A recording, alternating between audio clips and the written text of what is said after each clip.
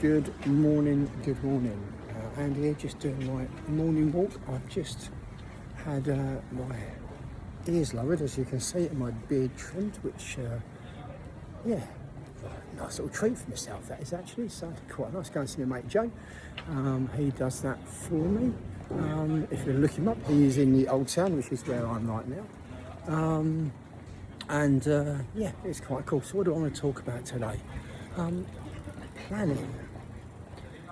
And planning and doing things on the fly, because I know a lot of people, a lot of runners, just turn up and to see an event, book it, go and run it.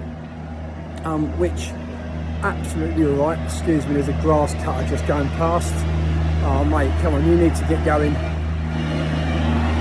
And there we go, he's gone. And yeah, they just take the turn up. Book an event, a couple of weeks notice, go and run it, which to some people works really well. But as a coach, it's really important to have some form of notice, so I can actually put a plan of attack in place for you. And I was chatting to a good mate runner last night who's doing a triathlon in the summer, and he told his coach that he was doing that in January. So they've been building the extra training into his plan, and it actually has worked quite nicely for him.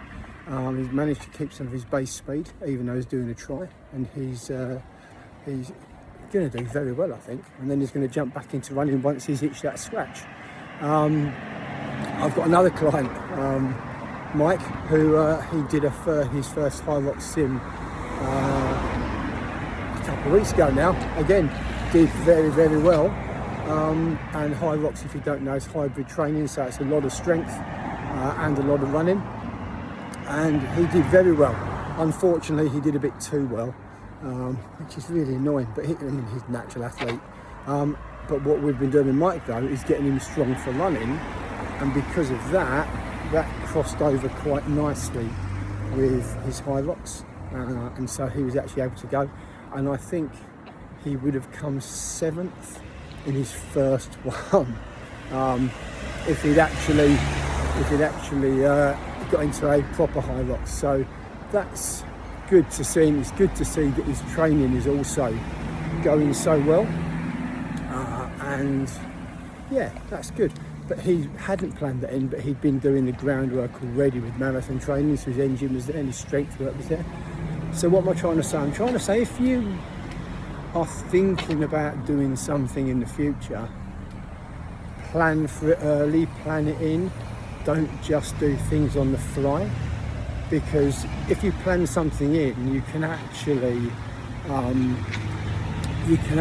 get more out of the event and probably get a better result for yourself by doing that planning. Whereas if you are just seeing something, I'll rock up and do that with a couple of weeks notice, you're unlikely to have been training specifically for that event. And I see a lot of athletes go wrong with that, and a lot of people go wrong with that because they do actually don't give themselves enough time to plan and don't give themselves enough time to train. And unless you have that time, it can be a bit of a disaster. Especially if you're up in your distance and you're going longer. Anything up to a 10k you can generally get away with. Anything over a 10k, I would say you probably need to do a bit more planning. However, that's it today. I'm just about to hit the gym because I'm just about there now. So I'm going to leave you for the day. Have a great day, guys, and I will see you all when you're a bit older. Take it easy. Bye.